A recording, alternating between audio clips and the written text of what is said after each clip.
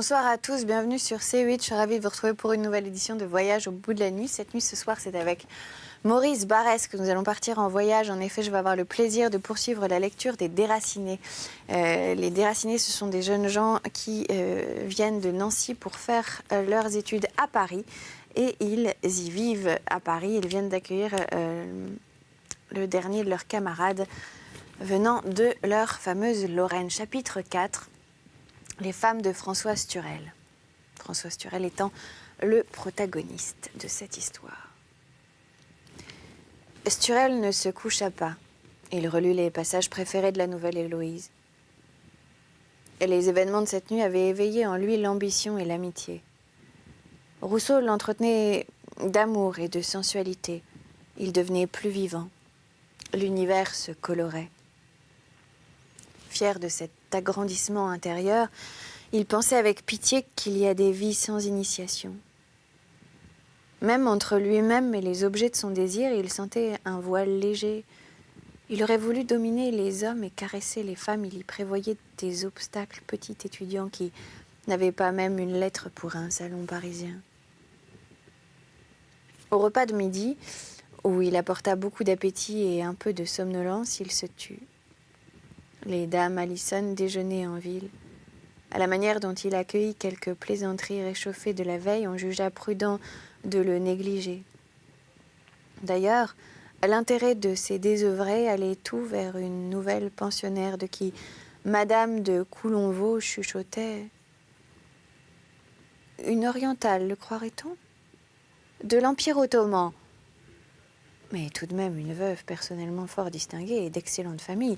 Madame Astiné Aravian, la proche parente de l'ambassadeur de la Porte à Saint-Pétersbourg. Cette jeune femme d'une trentaine d'années, avec un teint très blanc, des cheveux noirs et des yeux d'un bleu sombre, recevait son principal caractère de la forme longue, un peu en pointe de sa figure et du dessin de ses sourcils qui descendaient au milieu du front pour décrire chacun un bel arc et se relever encore aux tempes. Elle arrivait de Constantinople. Plusieurs jours de wagon lui avaient fatigué les traits, et juste au point qui troublait le plus. Les yeux battus de ce jeune garçon lui rappelaient-ils d'agréables impressions? Elle examinait avec amitié, sans s'inquiéter des chuchotteries et politesses de la tenancière. Comme on sortait de table, elle lui dit sans autre présentation et du ton le plus naturel qu'un homme d'expérience eût reconnu pour l'impertinence d'une jolie femme habituée à se servir et qui, pour le jeune homme, continuait simplement le sans-gêne du collège. Quel est donc ce livre qui, d'après eux, vous aurait empêché de dîner hier soir? Et sans attendre sa réponse, « Je suis désœuvrée cet après-midi. Peut-être une lecture qui ne laisse pas manger me détournerait aussi de dormir ?» Turel s'empressa de lui porter la nouvelle Héloïse dans un appartement encombré de malles défaites où, parmi des robes, des chapeaux et d'agréables lingeries enrubannées, luisaient 1000 bibelots d'Orient, miroirs ronds en argent, amulettes suspendues à des chaînes, voiles très légers aux couleurs tendres.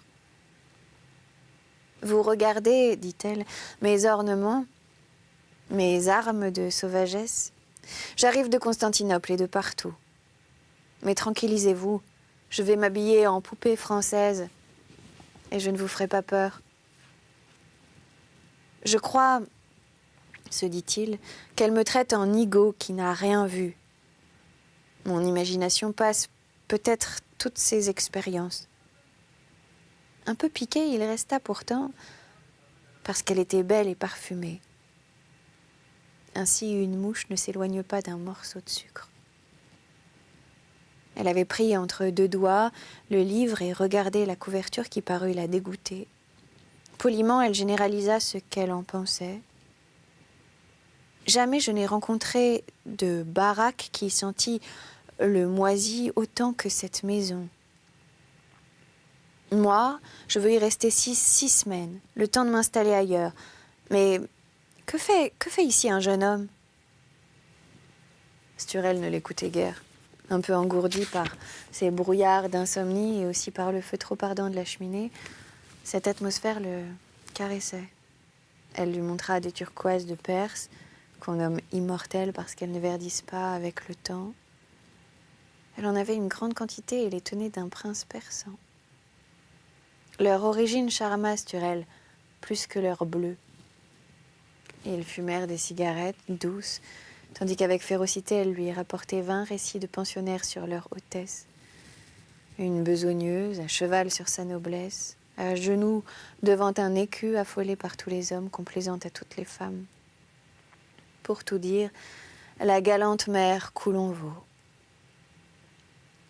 À la décision des manières, le pittoresque sec et l'accent étranger sauvaient de toute vulgarité ces récits où se trahissent un goût insolent de dégrader les êtres.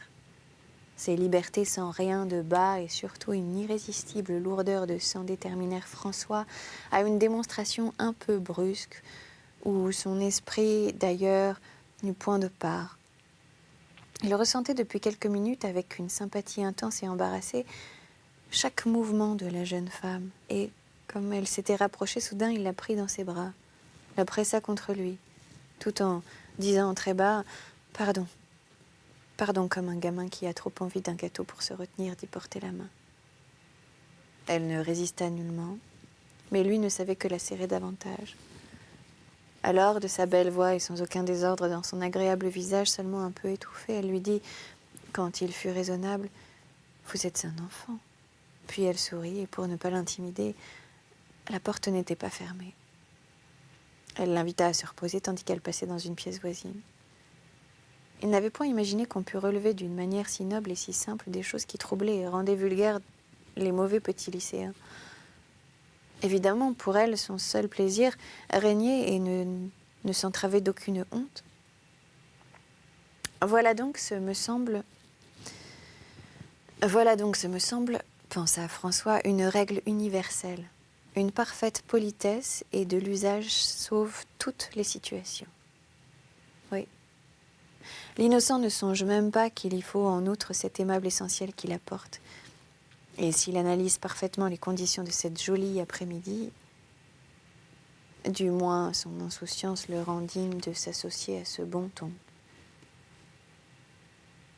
Quand Madame Astiné revint à l'enfant qui sans scrupule déjà sommeillait doucement, elle lui fut, cette jolie femme de 32 ans, une délicieuse révélation de joli corps, frais sous sa chemise légère, comme un fruit choisi, venu de très loin avec 1000 précautions dans des papiers de soie. Après qu'il l'eut fêté de tout l'entrain de ses 20 ans émerveillés et qu'enfiévré une nuit d'insomnie, il s'endormit profondément. Il lui sembla bien qu'elle l'engageait à se lever. En vérité, il se serait plutôt laissé guillotiner que de quitter cette bonne chaleur, ce repos et ses rêves. Elle dut en prendre son parti et s'installa auprès de lui, à faire sa correspondance. Vers 5 heures, elle s'approcha. « Petit, il est temps de vous préparer pour le dîner. » Mais lui, étendu comme un jeune animal, s'étirait quand elle lui parlait, les bras ouverts, prêt à la recevoir une fois encore, les yeux clos, dans une cernure bleuâtre et avec un mélange de reconnaissance et de bouderie contre ce réveil. Tel, enfin, que la jeune femme murmurait, animant d'un sourire son regard sombre et sa belle figure mate. Quel égoïste! Elle dut l'enfermer à clé. Quand elle descendit à table où la place de l'égoïste resta vide, il ne daigna se réveiller que vers minuit. Ce bon repos, d'ailleurs, lui avait donné beaucoup de gaieté. Elle l'embrassa 1000 fois et le pria de lui laisser la nouvelle Héloïse, disant qu'elle voulait conserver ce livre-là comme une rareté, parce que dans tout l'Orient, où il y a bien des saletés, elle n'avait jamais vu d'objet si dégoûtant. Il s'amusa comme un bon petit Lorrain de Neufchâteau, qu'une femme fût dédaigneuse et impertinente dans de pareilles circonstances. Oui, dit-il avec sérieux, cet exemplaire a des dehors déplorables. Je veux en détacher pour vous la plus belle page que vous intercalerez dans votre roman préféré. C'est ainsi que cette fois, le bouquin fut allégé des lettres L et L-I. Reproche que Julie fait à son amant de ce que, échauffé du vin au sortir d'un long repas, il lui a tenu des discours grossiers, accompagnés de manières indécentes. Excuse de l'amante Julie. L'amérindienne, qui appréciait des enfantillages mais non ceux de papier, mit au feu 2 heures plus tard et sans l'examiner se souvenir. Mademoiselle Allison, dans le même temps, se repentait d'avoir repoussé les feuillets qu'il lui avait choisis. Les dames Allison avaient décidé de manger dans leur appartement. Françoise Turel en fut contrariée. Il se sentait parti pour jouir de l'univers entier et désirer, entre autres satisfactions, une camarade de son âge. 2 jours après, comme il montait l'escalier en courant, par habitude d'enfance, il croisa la jeune fille et, tout essoufflé, il lui dit « On ne vous verra plus à table, mademoiselle ?»« Voilà, répondit-elle gaiement, qui vous obligera de venir au salon de jeudi. » Il l'attendit. Elle ne parut pas. Les espérances mêlées de folie et d'étourderie qu'il avait conçues se transformèrent en tristesse. S'est-elle moquée de moi? Elle me dédaigne? Elle est comme l'autre un bien précieux bijou. À l'imagination, l'ignorance et la timidité donnent aux jeunes gens une force incroyable pour se proposer des succès et des malheurs également impossibles. Françoise Turel, avant de s'endormir auprès de l'Arménienne, considéra que tout est préférable à une situation fausse et qu'il devait s'expliquer avec Thérèse Allison. Il lui écrivit dès le matin. « Mademoiselle, j'étais au salon hier, jeudi. Pourquoi vous cacherais-je que j'en suis sortie profondément triste? J'étais bien obligée de reconnaître votre droit de faire passer toute distraction avant la promesse que vous avez eu la bonté de donner à un jeune homme qui ressent trop violemment la beauté, la grâce et ses propres chagrins pour exprimer ce qu'il en éprouve. Françoise Turel. » Allons, me voilà dans la pire erreur, se disait-il en fermant cette lettre, qu'il fit porter sitôt Madame Allison dehors. Je me présente comme un soupirant pitoyable. Mais parler de son cerveau serait d'un cuistre. Et qu'ai-je d'autre? Le fat. À cette époque, il n'a même pas de cerveau. Il ignore les coutumes. Il ne songe pas qu'une jeune fille est de chasse réservée. C'est un jeune lévrier en liberté dans le taillis. Heureusement pour la morale, son gibier savait des tours. À la villa, les faits et gestes de chaque pensionnaire, cela va de soi, étaient connus et commentés. La femme de chambre de mademoiselle Allison, en la coiffant, lui avait dit « On parle beaucoup en bas, c'est-à-dire à l'office, de cette dame, la Turque. Il paraît qu'elle traite pour le mieux le petit étudiant. » Mademoiselle Allison, ainsi prévenue, crut devoir reconnaître dans ce beau billet un rouet. Ce n'était pas ce qui pouvait émouvoir son cœur fait de noblesse et de chimère, mais son imagination et sa coquetterie furent intéressées de ce drôle de garçon qui, sans avoir aucun air de Paris, était assez vivant pour s'organiser un jeu si compliqué. Elle s'amusa de le rendre amoureux pour se moquer. Ce projet, dont les suites devaient tristement commander leur relation, en fut le principe, et donc elle lui répondit. Ce qui eût été fâcheux, c'est qu'en allant au salon, je ne vous y eusse pas rencontré. Il avait été simplement convenu que vous m'attendriez. Ma bonté dont vous parlez est d'accepter un engagement de votre part. Prouvez-moi par votre assiduité de tous les jeudis que vous avez bien compris le seul traité possible entre nous et qui nous met sans condition au service de... et qui vous met, sans condition au service de Thérèse Allison. Au remerciement de Sturel, la jeune fille ne répondit plus. Elle ne descendit pas au salon le jeudi suivant, mais 8 jours après. Elle lui donnait sa soirée tout entière et s'arrangeait en sorte qu'il ne put distraire 1 minute pour Madame Astiné Aravian. Souriante, amicale, parlant d'elle-même, l'interrogeant sur lui et d'un ton aisé et gai où il était inexpérimenté pour distinguer un léger énervement. Tout de même, pour son coup d'essai, François a heureusement engagé ses badinages. Une jeune fille pour veiller, une jeune femme pour dormir. Pressé pour son arménienne, pendant ces longues soirées d'hiver avec avidité, il profite de tout ce qu'elle sait. Mieux que les voyages, certains repos forment la jeunesse. Elle lui raconte Constantinople, Pétersbourg, Tiflis et le rivage d'Asie où elle est née. Ma famille, lui disait-elle, si loin que remontent nos souvenirs, est originaire des défilés de Cilicie. Par la vallée de l'Euphrate et les oasis de Mésopotamie, nous sommes descendus en Perse. De là, nous passâmes aux Indes. Une révolution nous en chassa. Nous avons erré longuement sur les chemins du retour et dans les sables de Syrie. Je suis de naissance ionienne. Mon père, pour les devoirs de sa charge, s'établit à Constantinople. D'après les noms divers de mes aïeux, on voit qu'ils furent souvent des peintres et des fournisseurs de bracelets. Ce sont des métiers artistiques. Il y a dans ma famille une réelle éducation des nerfs.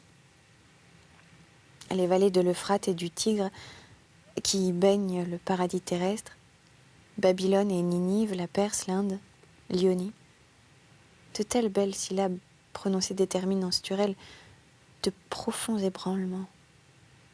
Cette puissance de leur son n'est pas seulement qu'il vient des origines de l'histoire, mais il retourne pour les émouvoir jusqu'au gisement profond du jeune homme. Quand il avait 4 ou 5 ans, on fit sortir des ténèbres, on créa son imagination avec des récits sur ces lieux légendaires. Le bruit de leur nom, c'est un fil magnifique qui le relie dans son passé à ses premières songeries. Elle vient d'Asie et de régions mystérieuses et parfumées comme de belles esclaves voilées. Il admire son profil grave et désire y passer la main. Il s'enfonce dans ses yeux, il n'y cherche pas la vérité sur leur amour, mais le secret des caravanes qui traversent le désert. Il appuie son oreille pour écouter dans ce cœur quels mouvements agitèrent toute la série des femmes dont elle fut enfantée et qu'il aime dans ses bras. Il respire l'odeur de sa peau et, non point avec l'ardeur d'un jeune amant, mais plutôt dans un délire mélancolique, avec humilité et tristesse, s'inclinant comme un barbare sur le seuil des immenses beautés asiatiques. Il défaillait de sensations poétiques, ainsi qu'il advint à ce jeune soldat trop cupide qui périt écrasé sous les bagues, les diamants et les perles parmi les trésors de l'Orient dont un fatal bonheur lui avait ouvert l'accès. À 19 ans, pour l'ordinaire, un jeune homme favorisé pense: quand ma maîtresse entre dans sa loge, à l'opéra, au Français, les hommes l'admirent et envient celui qu'elle doit aimer. Mais François Sturel se disait: j'ai une femme de Ninive et c'est en outre une fille d'Ionie. Les détails exaltants que Bouteiller avait donnés aux lycéens de Nancy sur les philosophes ioniens profitaient au plaisir que Madame Astinet reçut de son petit ami. Il la suppliait de raconter encore. Avec un langage un peu cru, trop parisien comme il arrive aux cosmopolites qui abusent de l'argot des petits théâtres, défaut qu'atténuait d'ailleurs son accent exotique. Elle avait un don merveilleux pour dégager des choses leur mystère sensuel. Son plus beau voyage l'avait menée dans le Caucase, à Tiflis. En plusieurs nuits, elle le raconta d'une façon aussi attrayante, aussi ingénieuse que Scheherazade auprès de son sultan. Mais elle était moins préoccupée et de temps à autre, bien volontiers, s'interrompait pour perdre la tête. Et voilà, c'est juste avant ce récit qui va commencer que nous allons nous arrêter. Merci de nous avoir suivis. Vous pouvez nous retrouver sur les réseaux sociaux #VBN. Et quant à moi, je vous dis à très bientôt sur notre chaîne pour de nouvelles aventures littéraires. Excellente journée si vous vous réveillez, très bonne nuit si vous vous couchez.